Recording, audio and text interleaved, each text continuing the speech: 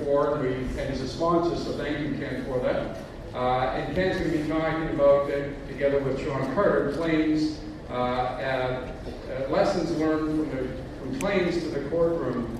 So Ken's got the insurance broker side. Sean is a litigation lawyer with our law firm at their Toronto office, and you provide the courtroom side of it. So I want to make sure you guys said you know what? You got an extra minute. It's like wild and crazy out here. So that's great. Well, use your extra time carefully. Don't waste it. Ken, over to you.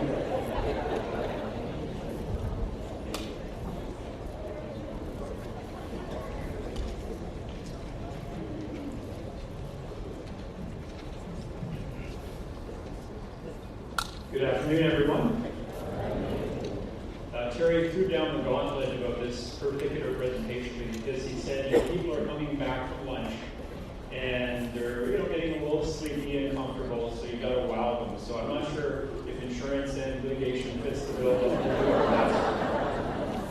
Also, Terry, thank you very much for the opportunity to be here and be part of the silver anniversary for such a great event for the charities that we serve. And I think you and I probably were both a lot less sober 25 years ago. So.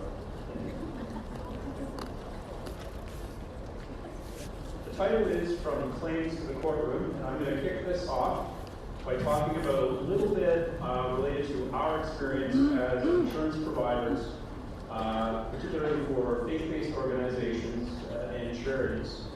And so by the numbers, I have 16 minutes to present important information. And in that 16 minutes, I'm going to try to explode 8 myths about lawsuits, risk, and insurance. And I'm going to try to give you 4 real-world examples of liability claims suffered by our client organizations. Oftentimes, they're examples of claims that happen on a regular basis at charities. So, but first, a break from the legal jokes. And I'm going to keep my humor brief and to the point today. They say you don't need a parachute to go skydiving, but you do need a parachute to go skydiving twice. So risk management and insurance is about thinking ahead, and it's always a great way to learn by doing so from the lessons of others. So let's go diving in. First myth to explode by the numbers. First of all, as a bit of background, our brokerage insures over 7,500 churches and Christian charities across Canada. In the decade between 2008,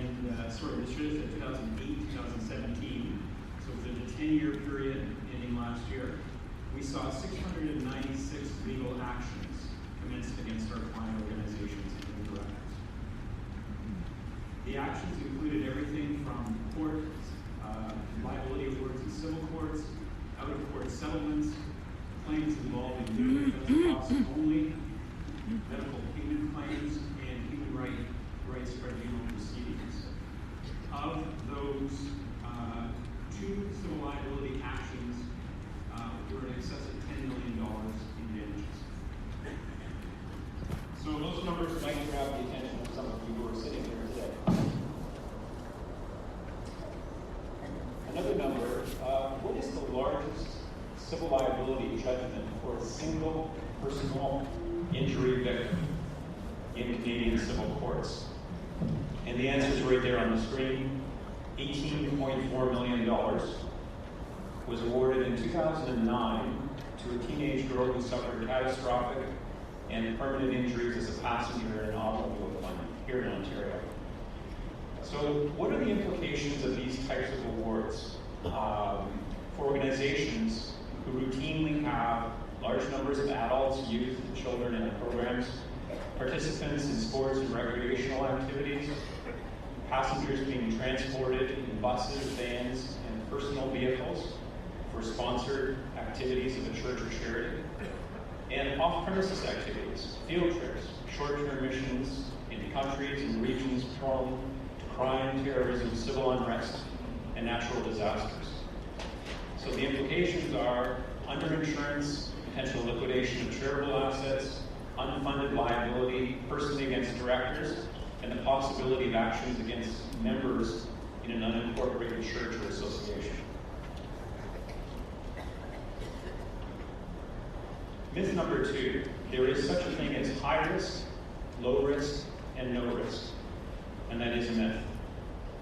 Organizations, it is true, can effectively assess and mitigate risk, and it is important.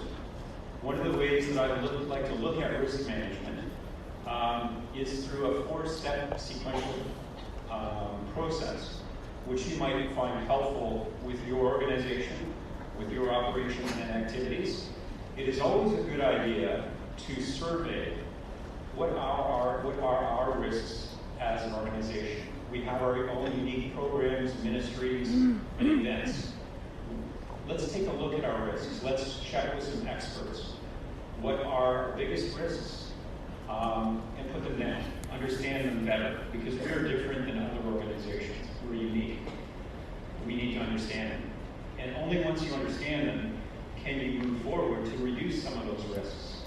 Through things like effective prevention and safety, things like legal risk management, incorporation, effective abuse prevention for children's youth ministries, as well as good employment practices. These are all ways to reduce potential liability risk.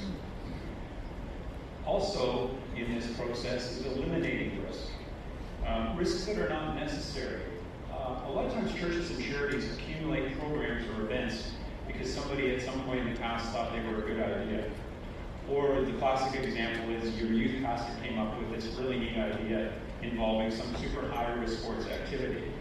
Well, I mean, that's okay and wonderful for the enthusiasm, but directors, leaders of an organization have to decide, is it a high risk? And if so, what's the reward it is? And is this really core to what we do as a charity? And finally, it's about transferring risk. At the end of the day, no matter how well we manage our risk, there is risk left over. And we do things like transferring through agreements, legal agreements, waivers, releases, but also effective insurance. However, at the end of the day, there is no such thing as no risk. The third myth is insurance means an insurance company. And if you look on the screen there, you're going to see a couple of images. Hopefully, you'll be able to see them from where you're sitting. You see a corporate boardroom, you think about insurance companies, and you also see a barn raising in a Mennonite Amish community. Both things are actually insurance. And so when you think of insurance, it is first and foremost a risk-sharing concept, a tradition existing among communities and societies for many, many centuries, including the Mennonite communities in North America and in other cultures as well. It continues to exist today. It's a concept that we utilize among individuals, organizations, governments, corporations, who create private risk pools, insurance captives, which are side by side with commercial for-profit insurance companies, life companies, general insurance companies that we use every day to provide safety and security for our families, our lives, our property, and our future income. But the principle of insurance, whether private, public, or commercial, at the very bottom of it is that the resources of the many, resources being insurance premiums we pay, they pay for the misfortunes or claims of the few, including things like fires, multi-million-dollar lawsuits, misfortunes that could bankrupt an individual, a business, or a charity. And it's important to keep that in focus when we talk about insurance. Myth number 4, insurance is like a bank account. Equal premiums in, equal claims payments out for every policyholder. And that's just not true. Many people will pay insurance premiums for things like term life, disability, homeowners, auto, commercial, and other forms of insurance, who will never have a claim, fortunately. Otherwise, there's no money to pay large claims for those who are less fortunate. The average church or charity might just pay a few $1,000s of insurance premiums each year, which sounds like a lot, and it's not a lot of fun sometimes paying for a product or service that's not tangible and you can't see. However, you have to think in terms of the fact that if you take the annual premiums of 1,000 organizations just to pay for one major building fire claim, or 2,000 organizations to pay for one major liability award or settlement. And that assumes that none of those other thousands of organizations has any claims, large or small. So the principle of insurance is important to understand as well as we make decisions about our organization, our risks, and how best to protect them. I'm going to move along to a little bit of discussion about what are the responsibilities of a policyholder. Now, in this case, when we're talking about a policyholder, it could be you personally with your own insurance, and this would apply to that circumstance. But what I'm talking about here is our charities and not-for-profits. So what are your responsibilities when you take out a liability insurance policy? Well, first of all, on inception, both the policyholder and the insurance company must demonstrate utmost good faith as parties to this contract. Part of that is that the non-disclosure or misrepresentation of risk on the part of the policyholder. In other words, we didn't really tell our insurer about our building, about our claims record, about our risk, or about our operations. Yeah, we just have an office and we take donations. But we didn't tell them about the fact that, we rent a camp facility in the summertime and we've got zip lines and we do rock climbing, or we do short-term mission trips to places that the Canadian government tells its citizens that you should not be going. Those are examples of non-disclosure misrepresentation, and they can void a claim. So important with your insurance provider to provide full disclosure. Ongoing, including at renewal time, communicate material changes in risk for your property and your operations. You can do it through a renewal review. When you get a renewal application, make sure you're giving full disclosure of things that you're doing, or maybe new programs, new ministries, and new events. Very important to communicate. In the event of a claim, what are your responsibilities? Well, first of all, you have a duty to report as soon as practicable to your insurance company any occurrence that may result in a claim. So what might that be? And we're talking about liability claims in particular here. Could be an injury, could be an accident, could be that you've heard verbally that somebody is threatening to sue the organization or its board. That would be a good reason to pick up the phone and give us a call. You have a duty to cooperate in an investigation and the defense of a legal proceeding. That's part of the deal as well.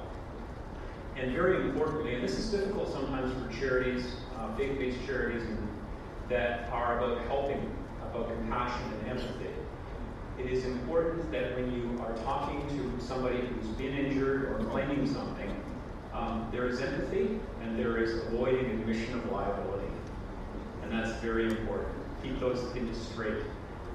That admission of liability to a third party who's hurt might prejudice your defense, and it might affect the coverage you have available to pay for a lawsuit. So, in closing on this particular slide, I would just say, remember, it's always to your advantage to communicate with your insurance provider, your broker, your agent, about potential liability claims. You don't want to breach your policy conditions. And this is important too. Remember that your policy can and often does cover your legal defense costs in an insurable claim, and that's a good thing. What triggers a liability claim? A third-party civil lawsuit, usually in the form of what's known as a statement of claim, that thick document receives that if any of you have ever been privy as an individual or organization, how many people have seen a statement of claim or a lawsuit in the course of their lifetime? It's not a fun event, it's not a picnic, and the first time it happens, it's a bit of a shock. But there's all kinds of things that could be alleged. It's party-to-party communication, and quite often plaintiffs' lawyers will try to put everything they can in there to try to prove at least 1 or 2 points as a basis for negligence and proving damages. What else triggers a liability claim from an insurance point of view? Threatened legal action, or what we in the insurance industry like to call a love letter from a lawyer. I'm going to sue, we're going to sue you. That would also be a good reason to call us.